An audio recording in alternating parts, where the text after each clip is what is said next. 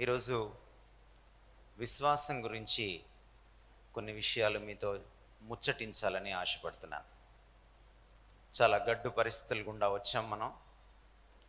దాదాపు 2020 నుంచి, మార్చి నుంచి ఇప్పటి వరకు కూడా అనేకమైనటువంటి అన్ఎక్స్పెక్టెడ్ థింగ్స్ ద్వారా, అనూహ్యమైన పరిణామాల గుండా మనం ప్రయాణం చేశాం. నిజానికి ఇలాంటి పరిస్థితులు వచ్చినప్పుడే మనం విశ్వాసంలో ఎక్కడున్నామో మనకు అర్థమవుతుంది. ఒకవేళ బయట వారు పాఠాలు నేర్చుకోకపోయినా మనం మాత్రం ఖచ్చితంగా పాఠాలు నేర్చుకోవాలి. అప్పుడే మీకు క్రైస్తవ సునిశ్చిత హృదయం ఉంది అని గుర్తు అన్నమాట. ఒకవేళ ఇలాంటి పరిస్థితుల గుండా, ఈ అనూహ్యమైన పరిణామాలు, ఈ గడ్డు పరిస్థితుల గుండా వెళ్ళిన తర్వాత కూడా